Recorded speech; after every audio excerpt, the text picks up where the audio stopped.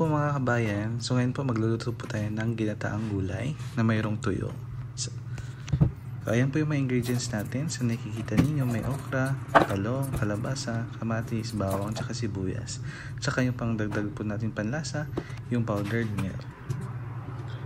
So after nyan po, nag-prepare po tayo, nag-slice po tayo ng mga panggisa natin. Una po yung kamatis. Yan po.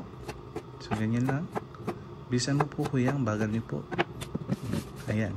Then after yan, i-set aside natin. So lagyan natin siya sa platito. Kasi magsaslide din tayo ng ibang ingredients niya. So yan po yung sibuyas or bombay sa Bisaya. So slice din po natin yan. So ayan. Ingat po kayo sa paggamit ng kutsilyo. Baka po masugatan kayo. Paalala lang. So after nyan, bawang. Pinisil-pisil muna natin yung bawang. Ganyan lang po. So kaunting bawang lang. Pero ayan, medyo madami-dami. So ayan po. Slice din po tayo ng okra. Masarap po talaga sa gulay pag may okra.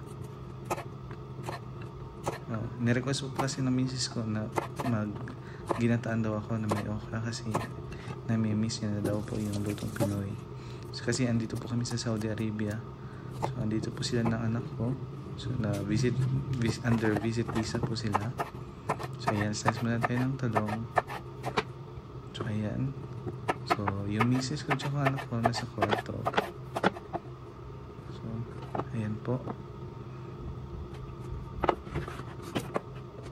So after nyan, magre-ready po tayo ng frying pan kasi magsa-start na po tayo magluto.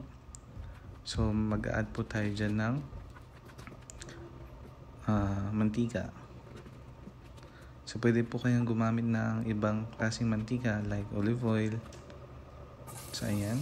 Pero ang gamit po natin is sunflower oil. Ayan. Gisa muna tayo ng bawang, sibuyas.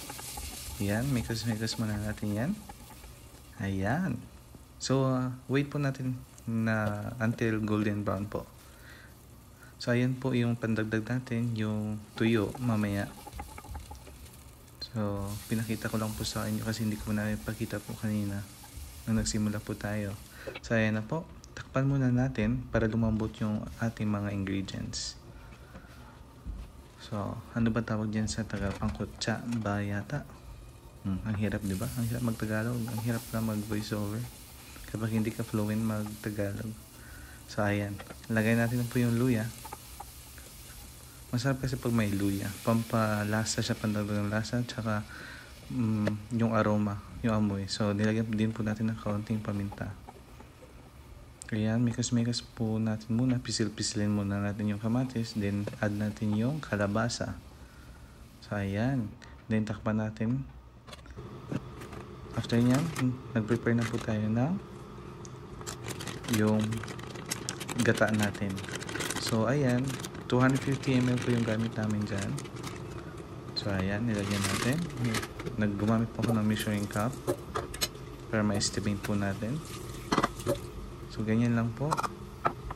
Nag-init na din po ako ng tubig panghalo natin dyan. So una, nilagyan ko ng yung normal na water lang. So dito, ang gamit po natin is mineral water kasi hindi po nainom yung nasa gripo. Even though pwede naman siya inumin, pero hindi ko po advisable na inumin siya. So ayan, mikos-mikos muna natin kasi nagkamali ako ng lagay ng tubig. Dapat yung mainit muna before yung warm water. So ayan. So nung umano na yung pinalambot natin na kalabasa, kaunti lang.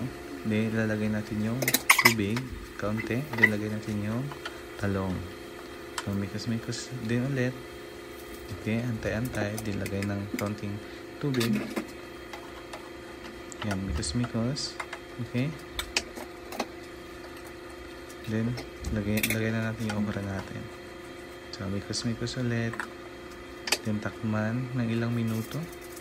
So, antayin natin kumulo. Then, after nyan, nilagyan ko ng magic sarap. So, yun po yung pampalasa natin. So, gumamit din po ako ng iodized salt. Yung gamit namin is Himalayan salt. Dito sa Saudi, mura lang po yun, especially pag nag-sale.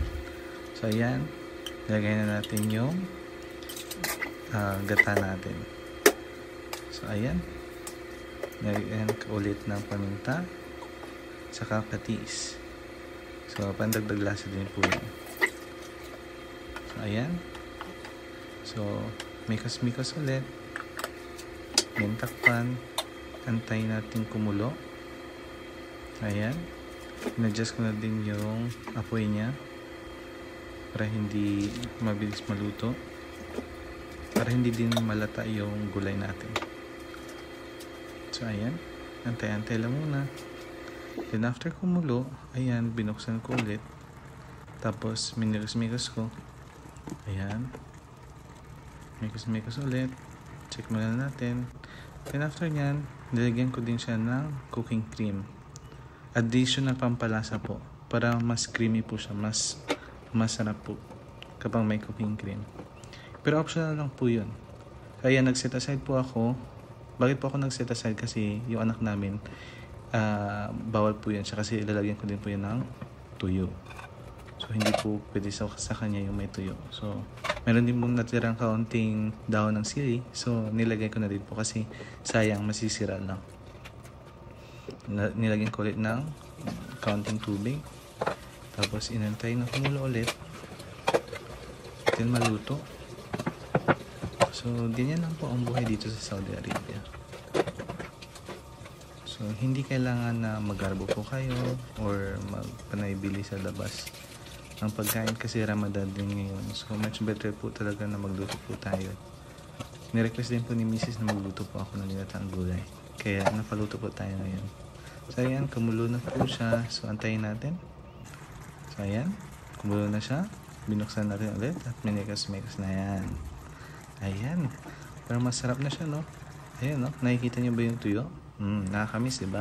So, ayan, pinakulan ulit. Then, ayan. Ready to serve na po. So, ayan na po. Yung ginataang gulay natin na may tuyo. So, ayan po din yung isa. Yung para sa anak ko. Then, kain time. So, ayan na po. Ayan na po. Anong lasa? Masarap ba? Siyempre, masarap.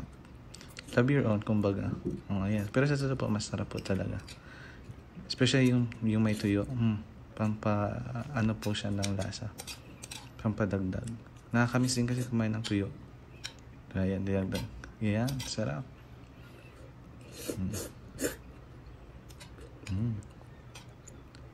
Sarap, di ba? Kain po tayo.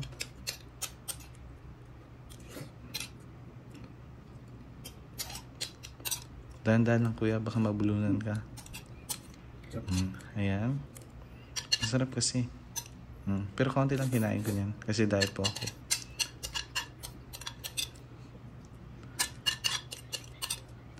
Then after niyan, nag-prepare na din po ako sa anak namin.